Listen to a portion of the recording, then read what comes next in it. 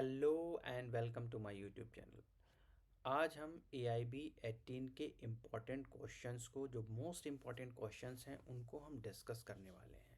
साथ ही साथ हम ये देखने वाले हैं कि AIB 18 से रिलेटेड कौन कौन से केस लॉज आपको बहुत ज़्यादा अच्छे से पढ़ने चाहिए। तो इसमें सबसे पहले मैं बताने वाला हूँ कि IPC, CRPC, CPC, evidence act. 10 number का IPC आता है, 10 का CRPC आता है, 10 का CPC आता है, 30 नंबर आपके यहीं हो जाते हैं, 8 38। और 4 नंबर आपके यहाँ फैमिली लॉ हो गए, एडमिनिस्ट्रेटिव लॉ हो गए, कंपनी लॉ हो गए, साइबर लॉ हो गए। ये सारी बेयर एक्ट आपको ले जानी है। अब कई सारे लोग कहते हैं with note, without short notes की बेयर एक्ट्स ले जा सकते हैं, नहीं ले जा सकते। तो पिछली बार जितने भी स्टूडेंट्स को बेयर एक्ट्स जो भी अवेलेबल थी, वो सारे के सारे बेयर एक्ट्स ले गए थे, और सारी ही वहाँ पे एग्ज़ाम के जो सेंटर होता है वहाँ पे कोई मना नहीं करता है। फिर भी एक बार काउंसिल की तरफ से नोटिफिकेशन आया है कि विदाउट शॉर्ट नोट वाली ले जानी है। तो आजकल इस तरह से विदाउट शॉर्ट नोट्स की बेयर एक्ट आई होप आपने परचेस कर ली होगी, क्योंकि आप अब एग्ज़ाम देने जा रहे हैं। यहाँ पर मैं बात करूँगा, ये आपको काफ़ी ज़्यादा वीडियो हर जगह से मिल गए होंगे कि AIB के कौन से बेयर एक्ट नहीं ले जाने हैं, कौन से ले जाने हैं। इनमें हम अपना टाइम ख़राब नहीं करते हैं, हमें अपना टाइम डिवोट, क्योंकि ये जो चीज़ें हैं ये आपको पता है, आपके पास बेयर एक्ट हैं और आप बेयर एक्ट अपनी ले जाइए, कोई प्रॉब्लम वहाँ नहीं होती है। बस इसका यही एक आंसर है।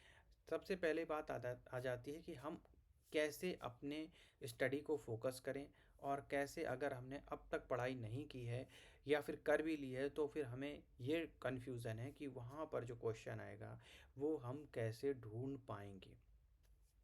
तो और आज जो मैं आपको बताने वाला हूँ वो मेनली मैं केस लॉज से संबंधित बताने वाले, जो मोस्ट इंपॉर्टेंट केस लॉज आपके एग्ज़ाम में आते हैं। और आप कहते हो कि बेयर एक्ट में यार कुछ मिल नहीं रहा है, क्योंकि पढ़ने का तरीका, जो लॉ पढ़ने का जो तरीका है, आप जो AIB का एग्ज़ाम होता है उसकी मेन पर्पस को समझना होगा। AIB का जो मेन एग्ज़ाम का जो पर्पस है वो ये है कि आप एक स्किलफुल लॉयर बनो, ताकि आपको एक अपने सब्जेक्ट मैटर की अच्छी और डीप स्टडी होनी चाहिए।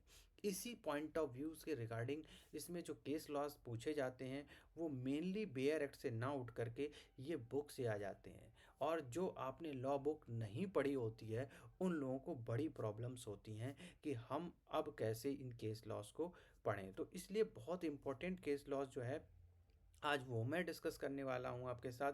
तो शुरू करता हूँ मैं आपको कॉन्ट्रैक्ट एक्ट से, इंडियन कॉन्ट्रैक्ट एक्ट, जिसके केस लॉज डायरेक्ट आ जाते हैं। और इसमें इसको जो है मेनली जिन लोगों ने बेयर एक्ट से नहीं पढ़ा है उसको हम 4 सेक्शन में डिवाइड करके पढ़ाते हैं। सबसे पहले जो है इंडियन कॉन्ट्रैक्ट एक्ट जो है, वहाँ पर जो भी बात होती है वो ऑफर एक्सेप्टेंस से रिलेटेड होती है। सबसे पहली बात आपको दिमाग में ये रखनी होती है कि कॉन्ट्रैक्ट आपका वाइड है या वाइडेबल है। वाइड और वाइडेबल कॉन्ट्रैक्ट के बीच में ही पूरा इंडियन कॉन्ट्रैक्ट एक्ट का जो सिलेबस और जो टॉपिक है वो डिपेंड करता है। और जितने भी आप केस लड़ते हैं वो इसी को डिफेंस करने के लिए कि वाइडेबल से वाइड कैसे कर दिया जाए, या इसको वाइडेबल से वैलिड कैसे कर दिया जाए, इस पे ही लॉयर्स स्ट्रगल करते हैं। और इसी बेसिस पे बहुत सारे केस लॉज जो हैं वो आते हैं। लेकिन सबसे इम्पॉर्टेंट चीज़ ये है कि इम्पॉर्टेंट केस लॉज जो हैं वो हमेशा एग्ज़ाम में पूछे जाते हैं।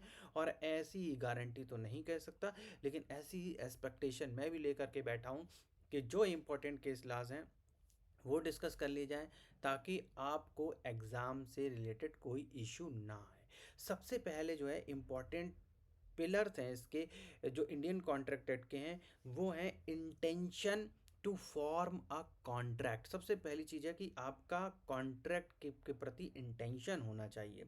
दूसरी बात, सबसे पहले एक कोई पार्टी आपको ऑफ़र दे रही है और आप उसके ऑफ़र को सुनना भी चाहते हैं कि नहीं सुनना चाहते हैं, सबसे पहली चीज़ है इंटेंशन।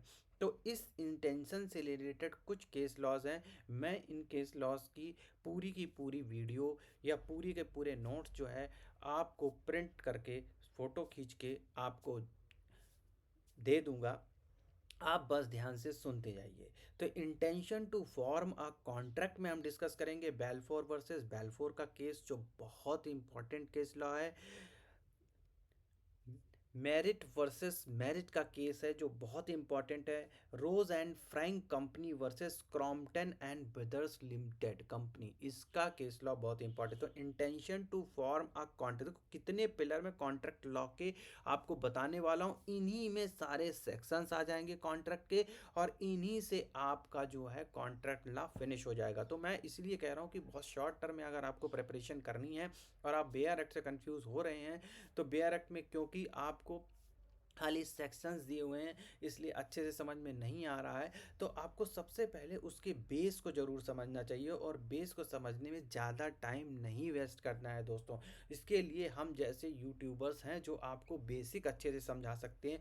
तो सबसे पहले अगर आप और हम अपने दैनिक जीवन में किसी भी रिलेशन को करते हैं, कोई भी किसी से लेन देन करते हैं, हम मेरे हिसाब से जो आप लोग लॉयर्स हो, आप लॉ की स्टडी कर रहे हो, तो आपने अभी तक कुछ ना कुछ लेन देन अपनी लाइफ में किसी न किसी के साथ किया होगा। तो सबसे पहले, या फिर आप कॉलेज में एडमिशन लेने गए, तो जब कॉलेज में आप एडमिशन लेने जाते हो तो आपके सामने जो रिसेप्शन पे बैठा होता है, तो सबसे पहली चीज़ है कि आप उसके ऑफ़र को, यानी कि एडमिशन वो देने का ऑफ़र, जो एडमिशन का ऑफ़र है उसको आप एक्सेप्ट कर तभी कर पाओगे जो आपकी इच्छा होगी। अब आपको लॉ में इंटेंशन ही नहीं है, आप सुनना ही नहीं चाहते हो, तो सबसे बड़ी बात है कि जब आप सुनना नहीं चाहते हो, आपकी इंटेंशन नहीं है, तो वो ऑफ़र आपके लिए आप पे थोपा नहीं जा सकता। तो कोई भी ऑफ़र इनवैलिड होगा अगर उसमें इंटेंशन नहीं होगी कॉन्ट्रैक्ट को फॉर्म करने की। तो सबसे पहले इंटेंशन होनी चाहिए। दूसरे नंबर पे, अब आपकी इंटेंशन है, तो इंटेंशन पे मैंने जो तीन इंपॉर्टेंट केस लॉज बताए वो आप मेरे साथ रिवाइज कीजिए। बेलफोर वर्सेस बेलफोर का केस लॉ है, मेरिट वर्सेस मेरिट है, Rose and Frank company versus Crompton and brothers limited company है, इस पे आ सकता है। दूसरा है ऑफर। ऑफर में बहुत इंपॉर्टेंट केस लॉज है जो हमेशा एग्जाम में पूछा जाता है, लालमन शुक्ला वर्सेस गौरी दत्त का केस है। लालमन शुक्ला वर्सेस गौरी गौरी दत्त का केस है। बॉल्टन वर्सेस जॉन्स का केस है। Carlill versus carbolic small smoke ball company का केस है। ये सारे केस लॉस मैं डिस्कस करूंगा। आज मैं खाली केस लॉस इन शॉर्ट बता रहा हूँ मैं क्या डिस्कस करूंगा अपनी नेक्स्ट क्लास में, इसलिए पूरी अटेंशन के साथ सुनिए सुनिए। Intention to form a contract में मैंने तीन कॉन्ट्रैक्ट केस लॉस बताए, Balfour versus Balfour, Merritt versus Merritt, Rose and Frank company versus Crompton and brothers limited. मैं नोट दे दूंगा, सुन लीजिए बस। ऑफर में मैंने बताया लालमन शुक्ला वर्सेस गौरी दत्त का केस जो इंपॉर्टेंट केस है। Carlill versus Carbolic smoke ball company, इसका केस लॉ है, मैं डिटेल में बताऊंगा। टिन वर्सेस हाफमैन का केस लॉ है। हाइड वर्सेस रेंच का केस लॉ है। और यहाँ पर है हैरी वर्सेस निकेल्सन का केस लॉ है। ये केस लॉज आपको मैं ऑफर में बताऊंगा। इसके बाद एक्सेप्टेंस आता है, तो सबसे पहले इंटेंशन होनी चाहिए, फिर ऑफर होना चाहिए, फिर एक्सेप्टेंस होना चाहिए। एक्सेप्टेंस में फेल्ट हाउस वर्सेस बेंडले का केस लॉ है, बहुत इंपॉर्टेंट केस लॉ है, आने की पूरे चांसेस हैं इस तरह के। And Bhagwan Das Kedia versus Girdhar Lal and company का केस लॉ है जो कि बहुत इंपॉर्टेंट है।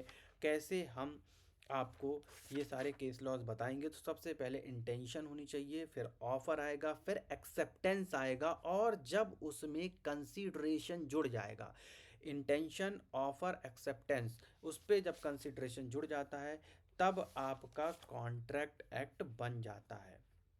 तो यहाँ पर जितने भी केस लॉज आएंगे और उससे रिलेटेड जितने भी कॉन्ट्रैक्ट में आपकी वैलिडिटी ऑफ कॉन्ट्रैक्ट से रिलेटेड जितने क्वेश्चंस होंगे, तो सबसे पहले बात जान लीजिए कि आपको जो है इंटेंशन टू कॉन्ट्रैक्ट होना चाहिए, आपकी इंटेंशन होनी चाहिए उस कॉन्ट्रैक्ट करने के लिए।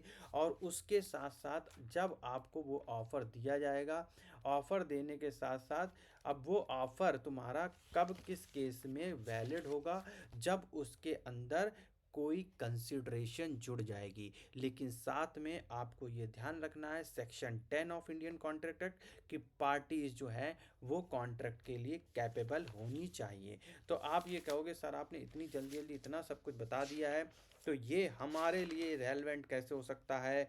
आप इसको इतनी तेज़ी से पढ़ाएंगे तो हमको कुछ समझ में नहीं आएगा। तो देखो, तेज़ी से समरी होती है, डिटेल में हम जाएंगे। और डिटेल में जाएंगे तो हम सबसे पहले एलिमेंट्स ऑफ कॉन्ट्रैक्ट की बात करेंगे कि कॉन्ट्रैक्ट को फॉर्म करने का बेसिक क्या होता है। तो सबसे पहले मेरे साथ रिपीट करिए सब लोग, कॉन्ट्रैक्ट को फॉर्म करने का बेसिक होता है ऑफर।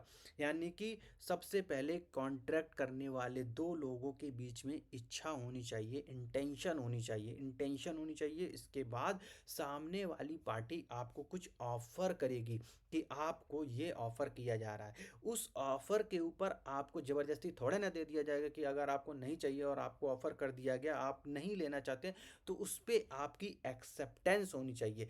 अब ऐसा नहीं होना चाहिए कि किसी पिताजी ने अपने बच्चे को कहा कि ये लो मैं तुम्हें 2,000 का गिफ्ट ऑफर करता हूँ। तो ये जो ऑफर करना है और बदले में उसको कुछ मिल नहीं रहा, तो ये जो तो वैलिड कॉन्ट्रैक्ट क्या होगी। जैसे मान लो कि पिताजी की कह रहे हैं पढ़ाने की इच्छा कि कल मैं तुमको जो है पढ़ाऊंगा, तो पढ़ाने को ऑफर दिया है, तो कल पढ़ा, अब कल आपको पिताजी ने नहीं पढ़ाया, तो क्या आप पिताजी पे केस कर देंगे।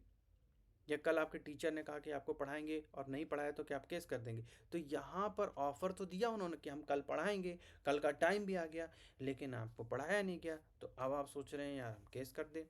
तो ऐसा नहीं है, उस पर वैलिड कंसिड्रेशन होनी चाहिए कि ऑफर दिया आपने, एक्सेप्ट भी कर लिया, लेकिन कोई ना कोई कंसिड्रेशन होगी। और कंसिड्रेशन होगी तभी वो कॉन्ट्रैक्ट होगा। यहाँ पे हम एलिमेंट्स ऑफ कॉन्ट्रैक्ट की बात नहीं कर रहे हैं, कैपेसिटी टू कॉन्ट्रैक्ट की बात नहीं कर रहे हैं, सेक्शन 10 में हम देखेंगे। लेकिन सबसे पहले फॉर्मेशन ऑफ कॉन्ट्रैक्ट का बेसिक है ऑफर एक्सेप्टेंस, ठीक है। अब इसमें क्या होता है, एक पार्टी, जो पार्टी ऑफर देती है और दूसरी पार्टी उस ऑफर को एक्सेप्ट करती है। और यहाँ पर एक बहुत इंपॉर्टेंट चीज़ है कि आप दोनों के माइंड जो हैं वो सिमिलर होने चाहिए।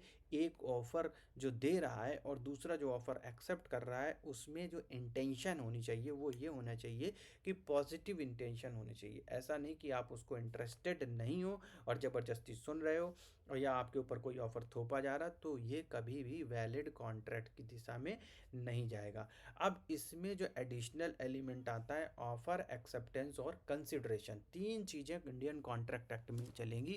ऑफर चलेगा, एक्सेप्टेंस चलेगा और कंसिडरेशन चलेगा। अब मेरी बात ध्यान से सुन लीजिए, आप सब लोग अपनी अपनी वेयर एक्ट निकाल लीजिए।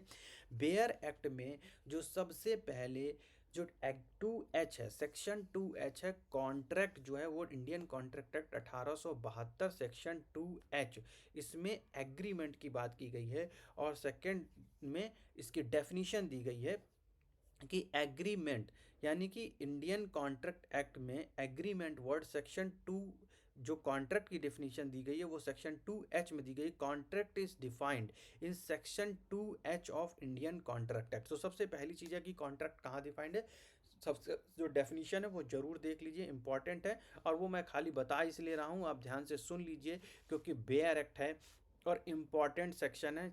आज मोस्टली इम्पॉर्टेंट सेक्शंस कराने के मूड में बैठा हूँ, तो आप लोग ध्यान से सुनते रहिए बस। 2H में इंडियन कॉन्ट्रैक्ट एक्ट को डिफाइन किया गया है। Indian contract act is defined in section 2H of Indian contract act 1872। अब सबसे पहली बात है, अगर आप इंडियन कॉन्ट्रैक्ट एक्ट पढ़ रहे हो, तो यहाँ पर इंडियन कॉन्ट्रैक्ट एक्ट जो है वो सबसे पहले आपको रटने की ज़रूरत नहीं है। इंडियन कॉन्ट्रैक्ट एक्ट का जो एक डेट है, जो एग्ज़ाम में डेट ज़रूर पूछी जाती है, तो मैं आपको बता देता हूँ। इंडियन कॉन्ट्रैक्ट एक्ट 1872 जो यहाँ पे 25 अप्रैल 1872, 25 अप्रैल 1872, यह अधिनियम भारतीय संविदा अधिनियम 1872 कहा जाएगा। और इसमें जो है ये कमेंसमेंट है 25 अप्रैल 1872। तो ये जी जो डेट है वो आपके लिए इम्पॉर्टेंट है, याद कर लीजिए। याद क्या कर लीजिए, मतलब बैरक में लिखा हुआ है। अब कॉन्ट्रैक्ट तुम्हारा सेक्शन 2H में डिफाइंड है, एग्रीमेंट 2E में डिफाइंड है, 2B में तुम्हारा जो प्रपोजल है वो एक्सेप्ट हो जाएगा तो कॉन्ट्रैक्ट बन जाएगा। ऐसा यानी प्रॉमिस की बात की गई है। तो 2E में तुम्हारा एग्रीमेंट की बात की गई है। तो सबसे पहले कॉन्ट्रैक्ट होता है, फिर एग्रीमेंट होगा दो पार्टियों का, और उनमें फिर प्रॉमिस होगा, और फिर प्रपोजल आपका तैयार हो जाएगा। जब अब इम्पोर्टेंट है कि एग्रीमेंट कॉन्ट्रैक्ट कब बन जाता है, तो सबसे पहले सेक्शन 10 पे चाहिए आप। तो ये सेक्शन 2 कि जो टू में जितनी भी डेफिनेशन पार्ट है मैं इसलिए बता रहा हूँ क्योंकि ये बेयर एक्ट में आती हैं, और मैं इसमें कोई भी बहुत फास्ट नहीं बोल रहा हूँ, लेकिन मैं आपको रिवाइज कराना चाहता हूँ कि देखिए इतने इंपॉर्टेंट सेक्शन है, आपको कहाँ क्या क्या मिलेगा। 2H मतलब एग्रीमेंट, 2E में 2H में कॉन्ट्रैक्ट डिफाइन किया गया है, 2E में एग्रीमेंट है, 2B में प्रॉमिसी की बात की गई है, और यहाँ पे एग्रीमेंट कब वैलिड कॉन्ट्रैक्ट होगा ये अब सेक्शन 10 में। आप कहेंगे बीच के सेक्शन को छोड़ दिए, जो इम्पोर्टेंट है केवल वो ही बताने जा रहा हूँ मैं यहाँ पे कि एग्रीमेंट कब कॉन्ट्रैक्ट बन जाएगा। ऑल एग्रीमेंट और contract if they are made by the free consent, यानी कि अगर पार्टियों की फ्री कंसेंट है तभी एग्रीमेंट कॉन्ट्रैक्ट बनेगा। अगर पार्टियों की फ्री कंसेंट नहीं है तो एग्रीमेंट नहीं बनेगा। And parties are competent to contract, दो चीज़ें आपको हमेशा याद रखनी है, एग्रीमेंट में पार्टियों की फ्री कंसेंट होनी चाहिए और पार्टीज जो हैं वो कॉम्पिटेंट होनी चाहिए, यानी कि पार्टीज जो हैं वो कॉन्ट्रैक्ट करने की कॉम्पिटेंट होनी चाहिए। ऐसा तो इसमें लॉफुल भी आ जाता है और कॉम्पिटेंसी में कई सारी चीज़ें आती है, जैसे कि माइनर के साथ एग्रीमेंट हमेशा अवॉइड होता है, धर्मोदास घोष का केस जो है, ठीक है, तो केस लॉ सारे डिस्कस करूंगा कॉन्ट्रैक्ट एक्ट के विदाउट इंपॉर्टेंट सेक्शन के साथ, इसलिए कोई भी चीज़ मिस नहीं करिए, बिल्कुल ध्यान से सुनते रहिए। सेक्शन 10 दिमाग में बिठा लीजिए, एग्रीमेंट कॉन्ट्रैक्ट कब होगा ये सेक्शन 10 में दिया गया है। अब आप सुन लियो एग्रीमेंट कॉन्ट्रैक्ट कब होगा, सेक्शन 10 में दिया गया है। आप इजीली अगर आपका आता है कि कॉन्ट्रैक्ट एग्रीमेंट कब होगा और ये किस सेक्शन से रिलेटेड है, तो आप पटाख से सेक्शन बेयर के बिना खोले ही आपके दिमाग में क्लिक कर जाएगा। तो यहाँ पर मैं कोई बेयर एक्ट जो टेक्निक है बेयर एक्ट की वो मैं अपने सेपरेट वीडियो में AIB 17 के कई सारे वीडियो मैंने बनाए, मैं इसमें लिंक दे दूंगा, आप वहाँ पे जा कर के देख सकते हैं कि मैंने जो इंपॉर्टेंट टिप्स एंड ट्रिक्स बताई हैं वो टिप्स एंड ट्रिक्स आज भी आपके बहुत काम की हैं। वो सारी टिप्स एंड ट्रिक्स मैं ऑलरेडी बता चुका हूँ, इसलिए मैं ना अपना टाइम ख़राब करना चाहता हूँ ना आप लोगों का टाइम ख़राब करना चाहता हूँ। मैं वीडियो के लिंक दे दूंगा यहाँ पे। आज मैं खाली डिस्कस करने वाला हूँ, एक मैंने सब्जेक्ट पकड़ा हुआ है इंडियन कॉन्ट्रैक्ट एक्ट, जिसके केस लॉज बहुत इंपॉर्टेंट है और आते ही आते हैं एग्जाम में, क्योंकि पेपर में केस लॉ पूछ दिए जाते हैं। और ये सारे जो कॉन्ट्रैक्ट एक्ट हैं ये संबंधित है हर जगह से, लिमिटेशन एक्ट में चला जाता है क्योंकि लिमिटेशन का भी आ जाता है, पार्टनरशिप एक्ट में चला जाता है, तो अलग अलग इनको ना करके हम एक ही बंच में डिस्कस करने वाले हैं। जब एग्रीमेंट कब कॉन्ट्रैक्ट होता है, सबसे पहले जितने भी एग्रीमेंट होते हैं वो कॉन्ट्रैक्ट होते हैं, कितने एलिमेंट होने चाहिए ये ध्यान रखो, आपके क्वेश्चन में आ सकता है। सबसे पहला एलिमेंट है फ्री कंसेंट होनी चाहिए, नंबर एक बात कंसेंट फ्री होनी चाहिए, पार्टीज जो है कॉम्पिटेंट होनी चाहिए कॉन्ट्रैक्ट की, ऐसा नहीं है आप माइनर के साथ कॉन्ट्रैक्ट नहीं कर सकते, शुरू से ही शून्य होता है, वाइड होता है, वो वाइडेबल भी नहीं होता है, इलीगल कॉन्ट्रैक्ट माना जाएगा आपका, ठीक है। लॉफुल कंसिडरेशन होना चाहिए और लॉफुल ऑब्जेक्ट होना चाहिए, ठीक है। तो ये चार चीज़ें मैंने बिल्कुल पढ़ा दी।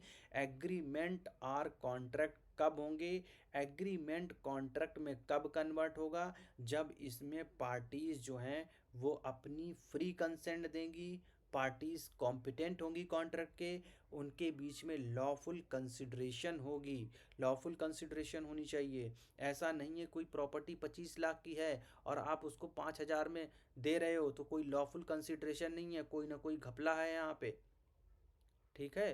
5,000 की 25,000 कोई गवर्नमेंट प्रॉपर्टी है, कोई सरकारी मुलाजिम है, उसने आपको औने पौने दामों में दे दी, बोले 5,000 में ले जाओ, हमारी तो सेटिंग है, हम तुम्हें सब मैनेज कर लेंगे, तो ये लॉफुल कंसिडरेशन नहीं हुई, इस पर जब भी क्वेश्चन मार्क लगेगा तो आप फंस जाओगे।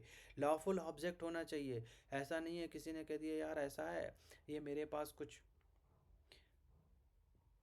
कुछ गांजा है ये रख लो, और मैं इसके जो है मंथली आपको पैसे रेंट पेमेंट करूंगा, तो क्या ये लॉफुल है, क्या सरकार इसको अलाउ करती है, नहीं करती है, तो इसलिए ये लॉफुल ऑब्जेक्ट नहीं हुआ, तो ना ही लॉफुल ऑब्जेक्ट हुआ और ना ही लॉफुल कंसिडरेशन हुई कि इसके बदले में आपको रेन्यूमरेशन मिलेगा, बाद में उसने देने से मना कर दिया, आप कोर्ट चले गए कि यार इसने तो अपना गांजा मुझे मेरे पास गिरवी रखा था और बोला था कि मैं इसको महीने में किराया दूंगा जब तक रखा रहेगा, या अब ये दे नहीं रहा है, तो वो नहीं देगा तो कोर्ट कहेगा तुमने पहले इलीगल ऑब्जेक्ट है, तुम्हारी इलीगल कंसिडरेशन है, हम क्यों तुम्हें पैसा दिलवाएं, तुमने गलती करी, ऊपर से तुमने क्राइम और कर दिया है तो उसकी सज़ा अलग से मिलेगी, वो अलग प्रावधान है, वो उसमें आईपीसी के सेक्शन लगेंगे। तो सबसे पहली बात है, इंडियन पीनल कोड के हिसाब से लॉफुल ऑब्जेक्ट होना चाहिए। ऐसा नहीं होना चाहिए कि आईपीसी में वो प्रोहिबिटेड है और आपने कर दिया।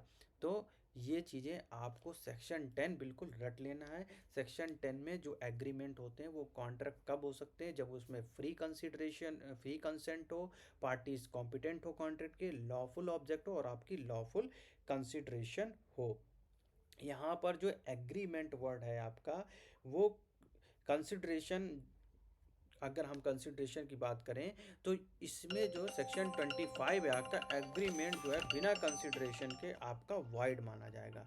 बिना कंसिडरेशन के जो भी एग्रीमेंट है आपका वो वाइड माना जाएगा। ठीक है, ये क्वेश्चन सेक्शन 25 में दिया गया है। अब आप कह दो सर बिना एग्रीमेंट के कंसिड आप ऐसे अलग अलग सेक्शन कूद कूद कर क्यों पढ़ा रहे हो? तो देखो, जो इम्पोर्टेंट सेक्शन है वो मैं करा रहा हूँ, आपकी मर्जी है, आपको करना है आप कीजिए। क्या, क्योंकि ये काफ़ी जल्दी में है, बताने हैं मुझे सेक्शंस, और जो है जो इम्पोर्टेंट सेक्शंस हैं वो सारे मुझे कवर भी कराने हैं, जो इम्पोर्टेंट क्वेश्चन मतलब एग्ज़ाम में आ सकते हैं। सबसे पहले जैसे कि अब मैं सेक्शन 25 में ये बताया गया कि अगर कोई भी एग्रीमेंट आपने कंसिडरेशन के बिना कर लिया तो वो वाइड होगा। अब यहाँ पर एग्रीमेंट विदाउट कंसिडर को बेयर एक्ट खोल के रखो, अगर आप चाहते हो तो पैरेलल सेक्शन आप पढ़ते जाओ, समझते मुझसे जाओ, पढ़ते बेयर एक्ट में जाओ। क्योंकि देखो यहाँ पे ये नहीं होगा कि मैं एक एक लाइन पढ़ बैठ के पढ़ाऊँगा तुमको, मैं खाली पूरा जो है एकदम शॉर्ट में आपको समझाना चाहता हूँ कि आप समझ लीजिए, आपके पास समय कम है और मैं उस कम समय में आपका टाइम यूटिलाइज करवा रहा हूँ। एज ए ट्यूटर मैं आपका टाइम बचाना चाहता हूँ।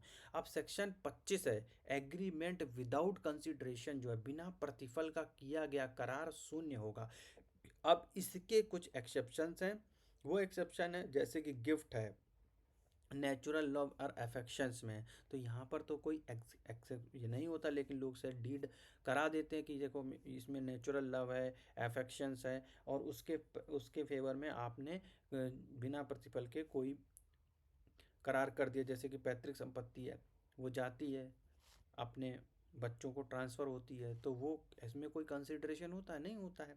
तो इसी तरह से पास्ट वॉलेंटरली एक्ट, ठीक है, कंपनसेशन देना, भूत कोई आपका नौकर है, उसने आपकी बहुत सेवा करी है और आपने कहा नहीं नहीं तुमने बहुत मेरी सेवा करी, तो मैं तुम्हें जो है ये रोड के किनारे का एक चक जो तुम्हें मैं आपकी सेवा से खुश होकर के आपको देता हूँ। ठीक है, तो ये जो है ये पूरी तरह से वैलिड होगा अगर उसने इस तरह से डीड करी है और उसके पास की वॉलेंटरली है, उसकी इच्छा है देने, क्योंकि उसने उसकी बहुत ज़्यादा सेवा करी है, तो ये एक्सेप्शंस में आता है। तो एक्सेप्शंस में क्या आता है, गिफ्ट और नेचुरल लव एंड अफेक्शन, यहाँ पे बिना कंसिडरेशन का करार माना जाएगा। पास्ट वॉलेंटरली एक्ट के लिए कंपनसेशन देना वो पूरी तरह से वैलिड है। ठीक है, अब जैसे यहाँ पे इलिस्ट्रेशन सेक्शन 25 के बहुत इम्पॉर्टेंट है। इलस्ट्रेशंस आप बेयर एक्ट से पढ़ लीजिएगा और मैं आपको थोड़ी बहुत बता देता हूँ। जैसे कि कब, अब इस पे क्वेश्चन सीधा सीधा एग्जाम में पूछ दिया जाता है कि ये करार जो है कंसिडरेशन है या इसमें नहीं है, कंसिडरेशन पर्याप्त है या नहीं है। जैसे कि a promise for no consideration to give B red 1000। अब ए ने कहा, प्रॉमिस किया कि मैं तुमको 1000 रुपये दूंगा। ठीक है, ये उसी तरह से जैसे मैंने तुमसे प्रॉमिस कर दिया कि मैं तुम्हें भारत का प्रधानमंत्री बना दूंगा। ठीक है, तो ये कैसा एग्रीमेंट होगा, वॉइड एग्रीमेंट होगा। यहाँ पर किसी तरह का कोई कंसिडरेशन लिया गया नहीं, लिया गया है, सीधा सीधा प्रॉमिस कर दिया गया है। तो प्रॉमिस तो पता ही है कि झूठे होते हैं सारे, तो ये वॉइड एग्रीमेंट हो गया है। ए फॉर नेचुरल लव और अफेक्शन प्रॉमिस, दूसरा केस सुनो, ए फॉर नेचुरल लव और affection promise to give his son B 1000। A put his promise to be in writing and registered it. ये किस में होगा, ये कॉन्ट्रैक्ट में आ जाएगा। क्योंकि उसने नेचुरल लव और अफेक्शन में आया, उसको बदले में तो कुछ नहीं चाहिए, उसने उसको रजिस्ट प्रॉमिस करा, उसको लेटर राइटिंग कर दिया, उसको रजिस्टर्ड करा दिया एक तरह से। तो ये प्रॉमिस जो है विद वैलिड कंसिडर, आप कहोगे यार इसमें कंसिडरेशन कहाँ है, कंसिडरेशन नहीं है, लेकिन फिर भी नेचुरल लव और अफेक्शन है, ये एक्सेप्शन में कवर हो जाएगा और ये वैलिड कॉन्ट्रैक्ट माना जाएगा। A find B purse and return to him, B promise to give A red 50।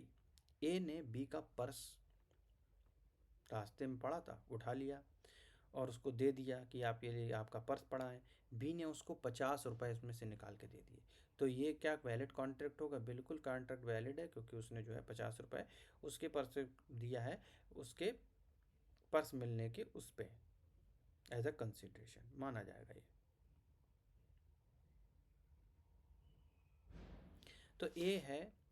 अब एक ये भी देख लो, ए फाइंड बीज, ए सपोर्ट बीज इन्फेंट सन। ए जो है बी के जो शिशु है, पुत्र है, उसको सपोर्ट कर रहा है, उसका पालन पोषण कर रहा है एक तरह से, मानो कि उसको उसकी एक तरह से जैसे एक तरह से रखे हुए उसके बच्चे को पाल रहा है। B promise as expense in so doing. तो बी ने कहा कि वो एज के एक्सपेंसेस को बियर करेगा। अब ए उसकी सेवा कर रहा है पूरी तरीके से, तो उसमें अपनी जो सेवा के प्रति जो प्रतिफल है उसमें वो चाहता है तो उसको मिलेगा, क्योंकि वो उसके बच्चे की टेक केयर कर रहा है। ठीक है, तो ये वैलिड कॉन्ट्रैक्ट होगा। A owes B rate 10,000 but डेप्ट is barred by limitation act. B ने जो है 100 रुपये ए के द्वारा दिए हैं, किंतु यह ऋण परिसीमन अधिनियम द्वारा एक तरह से बार्ड है। A sign a written promise to pay rate 500 in account of डेप्ट। तो रिटन प्रॉमिस जहाँ पे भी आ गया और कंसिडरेशन आ गई, वहाँ पे वैलिड कॉन्ट्रैक्ट हो। तो मेरा कहने का मतलब ये है कि वैलिड कॉन्ट्रैक्ट कब होगा? तो सबसे पहले जो है पार्टीज जो हैं वो कॉम्पिटेंट होनी चाहिए कॉन्ट्रैक्ट की। ये सेक्शन 11 और 12 है, आप नोट कर लीजिए, आपके लिए इंपॉर्टेंट हो सकता है। तो कितने सेक्शन मैंने करा दिए हैं। सबसे पहले एग्रीमेंट कॉन्ट्रैक्ट कब होगा, section 10। Parties are competent to contract, अगर इससे रिलेटेड कुछ आपको एग्जाम में दिखे आप सेक्शन 11-12 में जाइए। फ्री कंसेंट से रिलेटेड जितना भी दिखे आपको 13 से लेकर 22 तक के सेक्शन में आप जाइए। और लॉफुल ऑब्जेक्ट 23 से लेके 30 तक के सेक्शन में जाइए। तो इस तरह से आपको बीआर एक्ट को पढ़ना है। Parties are competent to contract section 11 और 12। फ्री कंसेंट 13 से लेकर 22 तक, कुछ नहीं सोचना। फ्री कंसेंट का कुछ भी क्वेश्चन दिखे सेक्शन 13, 14, 15, 16, 17, 18, 19, 20, 21, 22 में जाओ। ठीक है, ऐसे आपको जल्दी समझने में और जल्दी आंसर को सॉर्ट आउट करने में हेल्प मिलेगी। लॉफुल ऑब्जेक्ट 23 से लेकर 30 तक आप जाइए। ठीक है, लॉफुल ऑब्जेक्ट 23 से लेकर 30 तक। तो इस तरह से ये पूरी बेयर एक्ट आपकी कई सारे पार्ट में है, और इसको इस तरह से मैंने बताने की कोशिश की है कि आपका जो है समय बचे। अब एक और चीज़ वैलिड कि कॉन्ट्रैक्ट जो है वॉइड एग्रीमेंट्स कब होंगे, एग्रीमेंट वॉइड कब होंगे, ये 24 से लेकर 30 तक, 24 से लेकर 30 तक, 24 से लेकर 30 तक। ठीक है, यानी कि जो जितने भी लॉफुल ऑब्जेक्ट हैं इसमें 23 से लेकर 30 तक, और उसमें वाइड एग्रीमेंट जो है आपका ये भी कवर होगा। अब कॉन्टीजेंट कॉन्ट्रैक्ट हैं, सम्मिश्रित संविदाएं हैं जितनी भी, तो उसके लिए आपको रेंज है 31 से लेकर 36 तक, ये तैयार करनी है। और इसके लिए मैं आपको सेपरेट वीडियो बनाऊंगा, लेकिन अभी हम केवल 30 सेक्शन तक फोकस करते हैं। अब 30 सेक्शन तक फोकस करने में सबसे पहले हम इम्पॉर्टेंट एक लाइन में करते हैं। सबसे पहले प्रपोजल होगा, ऑफर होगा। अब बिल्कुल शुरू से प्रपोजल और ऑफर बताओ। सेक्शन 2A में क्या है? Universally acknowledged process for making an agreement. Proposal और ऑफर जो है ये पूरे यूनिवर्सली एक्नॉलेज्ड है एग्रीमेंट करने के लिए, कि प्रपोजल दिया जाएगा या फिर ऑफर दिया जाएगा, ये पूरे वर्ल्ड में एक्नॉलेज्ड है, यूनिवर्सली एक्सेप्टेड है मेथड एग्रीमेंट करने के लिए। एग्रीमेंट करने का मेरे साथ रिवाइज करो, यूनिवर्सल मेथड कौन है? यूनिवर्सल एक्नॉलेज प्रोसेस जो है एग्रीमेंट का फॉर मेकिंग एन एग्रीमेंट क्या है? प्रपोजल और एन ऑफर। किसी को प्रपोज करना, प्रपोजल देना कि ये आपके पास ये ऑफर है। प्रपोजल कहाँ डिफाइंड है? सेक्शन 2A में। ठीक है, बेयर एक्ट में आप देखिए सेक्शन 2A निकालिएगा तो वहाँ पर प्रपोजल के बारे में बात की गई है। और प्रपोजल आप करेंगे तो किससे करेंगे, प्रोमिजर से करेंगे या प्रोमिजी से करेंगे। यानी एक उसमें प्रोमिजर होगा जो प्रपोजल देगा, और एक जो होगा वो प्रपोजल जो है जिसको जिसको वो जिसके बदले में आपको कंसिडरेशन देगा और अपनी एक्सेप्टेंस देगा, वो होगा प्रोमिजी। तो प्रोमिजर और प्रोमिजी डिफाइन है सेक्शन 2C में बिना कंफ्यूजन के। सेक्शन 2A प्रपोजल डिफाइन है, सेक्शन 2C में प्रोमिजर और प्रोमिजी डिफाइन है। कम्युनिकेशन ऑफ द प्रपोजल जो है वो होना चाहिए, प्रपोज कम्युनिकेशन ऑफ प्रपोजल जो है पार्टीज का होना चाहिए। अब कम्युनिकेशन की बात आ गई तो सबसे पहले मोड ऑफ कम्युनिकेशन, सबसे पहले प्रपोजल हो गया, प्रपोजल के बाद प्रपोजर और प्रपोजी हो गए। प्रपोजल कहाँ डिफाइंड है, सेक्शन 2A में। सेक्शन 2C में डिफाइंड है प्रोमिजर और प्रोमिजी। ठीक है, सेक्शन 2A में डिफाइंड है प्रपोजल, सेक्शन 2C में डिफाइंड है प्रोमिजर एंड प्रोमिजी। और कम्युनिकेशन जो है मोड ऑफ कम्युनिकेशन वो सेक्शन 3। ठीक है, section 2A proposal, section 2C promisor and promisee, mode of communication section 3। Mode of communication के लिए आप कहाँ जाएंगे, सेक्शन 3 में जाएंगे। अब सेक्शन 3 में जो जाएंगे तो वहाँ क्या कही गई है बात, कही गई communication acceptance and revocation of the proposal. यहाँ पर कम्युनिकेशन की बात की गई, एक्सेप्टेंस की बात की गई और रिवोकेशन की बात की गई। किसी प्रपोजल को कोई प्रपोजल आप नहीं करना चाहते, मना करना चाहते हैं, एक्सेप्टेंस भी दे सकते हैं। और आपने अगर एक्सेप्टेंस दे दी है और आप चाहते हैं कि वापस हो जाए, आपने तीर कमान से निकाल दिया है, अब आप चाहते हैं उसको वापस ले लें अपने, तो पुराने ज़माने में होता था भाई कि वापस ले लिया जाता था, अभी भी होता है। जैसे कि आपने क्या किया, एक लेटर बॉक्स है, अब प्रपोजल क्या किया, ए ने कोई प्रपोजल किया कि मुझे 1,000 जो है बंदूक का ऑर्डर दे दिया जाए, 1,000 बंदूकों का ऑर्डर ए ने दे दिया। अब ए ने 1,000 बंदूकों का ऑर्डर दे दिया, अब वहाँ से बी ने उसको जो है पोस्ट बॉक्स में चिट्ठी डाली कि हाँ भाई हमें तुम्हारा 1,000 का ऑर्डर मिल गया है, हम 1,000 बंदूकें भेज रहे हैं। अब बी की चिट्ठी आप तक पहुँची नहीं, जो देने वाला है, जो प्रपोजल है 1,000 बंदूक ऑर्डर दे, ए है। ठीक है, और बी है एक्सेप्टर। अब एक्सेप्टर ने कहा कि हाँ भाई, इसने कहा कि प्रपोजल वाले से कहा कि आप प्रपोज, एक ने प्रपोज किया कि हमें 1,000 बंदूकों, हमें बंदूकें चाहिए। अब उसने ऑर्डर दे दिया, अब दुकान के पास गया, दुकान वाले ने कहा चलो एक्सेप्ट कर लिया आपका प्रपोजल, हम 1,000 बंदूक ऑर्डर आपको दे रहे हैं। अब प्रपोजल वाले को लगा यार 1,000 बंदूक की जरूरत तो अभी है नहीं, खाली 100 मंगानी है। तो अब वो क्या करेगा, रिवोक करेगा वहाँ से। अब रिवोक कब होना चाहिए, उसके ऑर्डर की कंफर्मेशन से पहले अगर आपका पहुँच जाता है उसके पास कि नहीं भाई 100 ही चाहिए, तो आपका एक्सेप्ट कर लिया जाएगा। ठीक है, तो यहाँ पर रिवोकेशन का केस है। ये बहुत ही पॉइंट अच्छा है और आपको पूरी तरह से एक बड़ी क्लास में समझाऊंगा, लेकिन अभी फ़िलहाल आपको मैं बता रहा हूँ AIB 18 के लिए इम्पोर्टेंट। तो सेक्शन 3 में मोड ऑफ कम्युनिकेशन दिया गया है। मोड ऑफ कम्युनिकेशन में कम्युनिकेशन एक्सेप्टेंस और रिवोकेशन की बात की गई है, समझ गए। जिसमें कम्युनिकेशन एक्सेप्टेंस और रिवोकेशन आ जाता है, वहाँ पर सेक्शन 3 मोड ऑफ कम्युनिकेशन की बात की गई है। सो ये एक तरह का वेल सेटल कॉन्ट्रैक्ट का मेथड है जो पार्टीज करती हैं। अब इसमें कई सारे केस आ जाते हैं, Ramkrishna Singhal versus executive engineer, ये कोई इम्पोर्टेंट केस नहीं है। सुमित्रा कालवा वर्सेस DDA, ये भी इम्पोर्टेंट नहीं है। जो इम्पोर्टेंट केस हैं वो मैं आपको डिस्कस कर दूंगा। तो अभी मैं खाली आपको बता रहा हूँ इसमें कितने केस लॉज हैं। जैसे कि एक केस है T Jayanarayan Naidu versus Yashoda, AIR 2008 का केस है। इसमें ओरल एग्रीमेंट हुआ था फॉर सेल और जिसे वैलिड माना गया था। अब इसमें देखिए सेक्शन 9 में डिफाइंड है प्रोमिसेस। जैसे प्रॉमिस क्या होता है, तो सबसे पहले मैंने आपको बताया कि सेक्शन 3 में मोड ऑफ कम्युनिकेशन, सेक्शन 2 में प्रपोजल है, सेक्शन 2C में प्रोमिजर और प्रोमिजी की बात की गई है। अब सीधा सेक्शन 9 में आ जाइए, सेक्शन 9 में प्रोमिसेस की बात की गई है। प्रॉमिस कैसा होना चाहिए, एक्सप्रेस है या फिर इम्प्लाइड होना चाहिए। ठीक है, एक्सप्रेस का मतलब प्रॉमिस का जो वर्ड है वो स्पेसिफिक है या फिर अदरवाइज है। ठीक है, तो यहाँ पर प्रॉमिस की बात की गई है। अब इसमें जो है कम्युनिकेशन व्हेन कंप्लीट, ये सेक्शन 4 की बात करता है। तो सबसे पहले जितने मैंने एक बार पढ़ाए हैं एक बार डिवाइस करो फिर से मेरे साथ। सेक्शन 10 में व्हेन एग्रीमेंट और कॉन्ट्रैक्ट, एग्रीमेंट कॉन्ट्रैक्ट कब होगा? सबसे पहले एग्रीमेंट कॉन्ट्रैक्ट हो जब उसमें फ्री कंसेंट होगी, पार्टीज कॉम्पिटेंट होंगी कॉन्ट्रैक्ट करने के, और लॉफुल ऑब्जेक्ट होगा, लॉफुल कंसिडरेशंस होगा। ठीक है। सेक्शन 25 में बताया कि एग्रीमेंट जो बिना कंसिडरेशन के होते हैं वो सारे के सारे वाइड होते हैं। इसमें कुछ एक्सेप्शंस मैंने बताए, वो कौन कौन से एक्सेप्शंस होते हैं? गिफ्ट होता है, नेचुरल लव अफेक्शन हो गया। इसमें किया गया कॉन्ट्रैक्ट जो है वो बिना कंसिडरेशन का वैलिड होता है।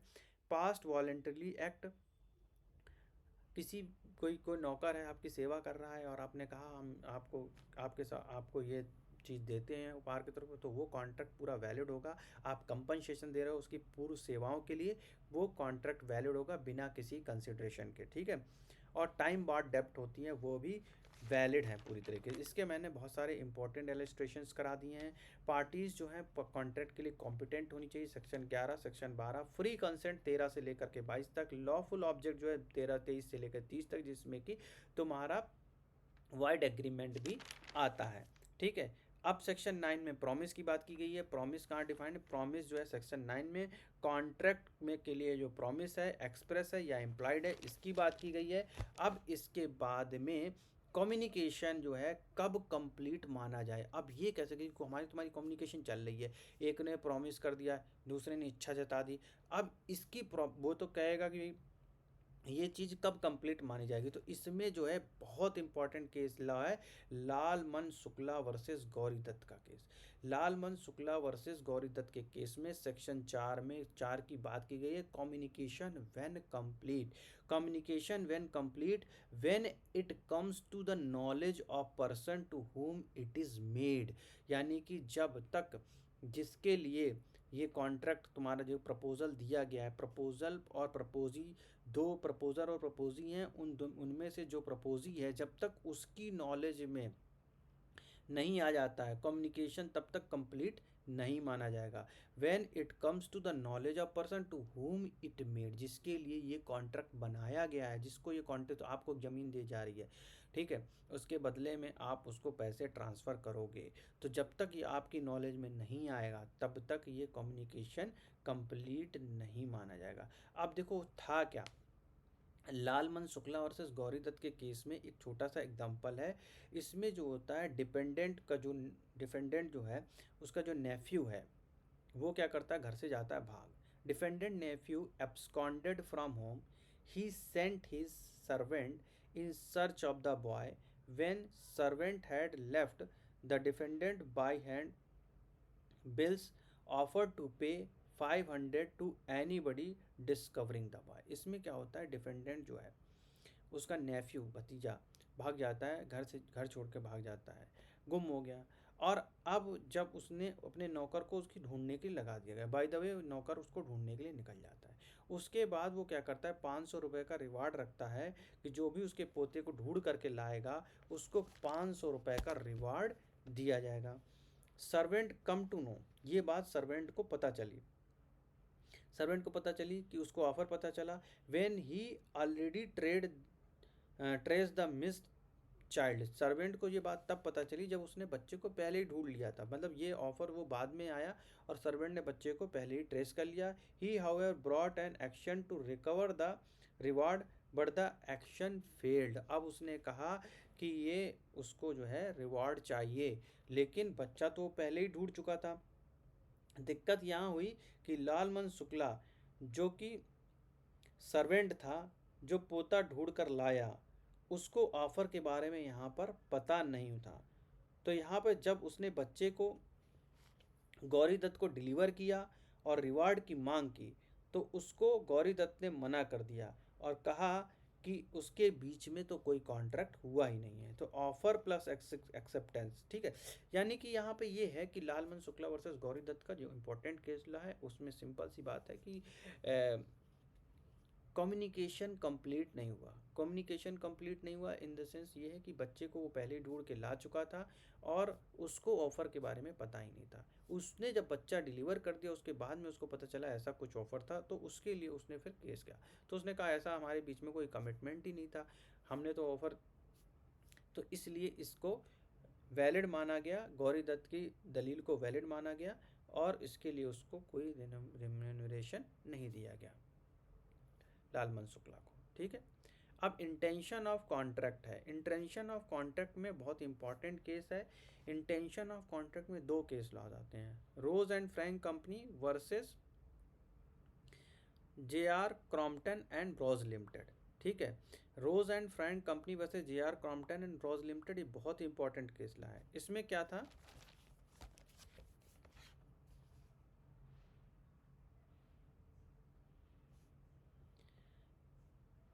it is not every loose conversation that is turned into contract although the parties seems to be agree। ठीक है, इसमें कॉन्ट्रैक्ट नहीं बताया कि Rose and Frank versus J R. Crompton Rose limited में कहा कि हर एक लूज, एक सिंपल सा ये केस ला हम डिटेल में डिस्कस करेंगे, लेकिन ये कम्युनिकेशन जो लूज कम्युनिकेशन है इसके बारे में बताया गया है। तो आपके एग्जाम में अगर क्वेश्चन आ भी आएगा तो लूज कम्युनिकेशन से रिलेटेड है। इसके बाद बेलफोर वर्सेस बेलफोर का केस लॉ है, वो भी इसी से रिलेटेड है। यहाँ पे क्या है, defendant and his wife enjoying the live in England. Defendant और उसकी वाइफ जो है इंग्लैंड में एंजॉय कर रहे थे अपनी छुट्टियों को। When defendant was due to return the cyclone he was employed his wife and was advised by reason for his health to remain in the England. ठीक है, अब वो कहीं गया हुआ था, बीच में तूफान आ गया और उसने अपनी वाइफ को कहा कि अभी तो तूफान चल रहा है और आप वहीं जो है इंग्लैंड में ही रहें और मैं आपको जो है $30 जो है हर महीने मेंटेनेंस के तौर पे भेजता रहूँगा। He did send amount for some time, कुछ समय के लिए उसने पैसा भेजा, बट आफ्टरवर्ड उनके बीच में कुछ डिफरेंसेस आ गए जिसके रिजल्ट से उनके बीच में सेपरेशन हो गया और अलाउंस जो है वो उसने भेजना बंद कर दिया। अब वाइफ जो है वो एक्शन लिया उसने वाइफ ने और रिकवरी के लिए और एरियर की डिमांड करी और जो डिसमिस हो गई। तो यहाँ पर ये जो है इंटेंशन टू कॉन्ट्रैक्ट के में दो केस लॉज हैं जिसमें कम्युनिकेशन की बात की गई है कि to create a contract there must be a communication of the parties to enter into a legal relation, यानी कि दो पार्टीज के बीच में लीगल रिलेशन के लिए एक प्रॉपर कम्युनिकेशन होना, यानी सेक्शन 4 जो है कम्युनिकेशन व्हेन कंप्लीट, ये बहुत इंपॉर्टेंट है। और इसमें मैंने 3 केस लॉज आपको करा दिए हैं। एक लालवन शुक्ला वर्सेस गौरी दत्त का केस लॉ है जो कि बहुत इंपॉर्टेंट है। Rose and Frank company versus T R. Crompton Rose limited का केस लॉ है जो कि बहुत ज़्यादा इंपॉर्टेंट है। बेलफोर वर्सेस बेलफोर का केस है जो कि बहुत ज़्यादा इंपॉर्टेंट है। अब आगे मैं कल की क्लास में आपको एक्सेप्टेंस की पूरी बताऊंगा, एक्सेप्टेंस के बारे में और फिर कंसिडरेशन के बारे में। तो इससे रिलेटेड जो केस लॉज हैं हम कल डिस्कस करेंगे। और अगर आपने अभी तक चैनल को सब्सक्राइब नहीं किया है तो कहीं मत जाइए, पहले चैनल को सब्सक्राइब कर लीजिए, क्योंकि इंपॉर्टेंट केस लॉज जो हैं जितने भी हैं वो सारे के सारे इसी तरह से फास्ट रिकवरी के माध्यम से हम करेंगे। माइनर्स के केस लॉज बहुत इंपॉर्टेंट है इसमें, जो एग्जाम में डायरेक्ट पूछ लिए जाते हैं और डायरेक्ट सेक्शंस आ जाते हैं। तो जितने सेक्शन बताएं आप रिवीजन करिए, रिवीजन करते रहिए और बेस्ट ऑफ लक है सभी लोगों को AIB 18 के लिए। ये तो मैं एक्स्ट्रा शॉर्ट बता रहा हूँ, एग्ज़ाम में पास करने के लिए जो मेथड है वो मैं ऑलरेडी करा चुका हूँ, उसका लिंक मैं डिस्क्रिप्शन बॉक्स में आपको दे दूँगा। आपको ज़रूर से ज़रूर जाके उन वीडियोज़ को देख लेना एक बार। और अगर कोई आपकी तैयारी में कमी रह जाएगी तो हम यहाँ पर बैठे हैं और आपको ज़रूर हेल्प की जाएगी पूरी। इसमें AIB 18 से रिलेटेड जितने भी क्वेश्चन हैं, पिछली बार जितने भी मैंने क्वेश्चन पेपर के सॉल्यूशन दिए थे और वो सॉल्यूशन अभी भी AIB 17 की लिस्टिंग में हैं, जो AIB 17 के लिए हमने प्रिपरेशन करी थी उसमें हैं वीडियोस, उनके लिंक मैं आपको दे दूंगा, तो आप जो है उनको भी देख सकते हैं, ज़रूर देखिए। साथ ही ये जो नया सेक्शन है उसमें मैं कुछ इंपॉर्टेंट केस लॉज जो है वो ज़रूर कराऊंगा, साथ में मैं ये इंपॉर्टेंट सेक्शन भी रिवाइज कराऊंगा, ताकि आप एक बार अगर सुन लेंगे तो आपका टाइम बहुत बचेगा और आप उस BR एक्ट से ईजिली केस लॉज को फिल्टर कर सकते हैं। तो thank you for watching us.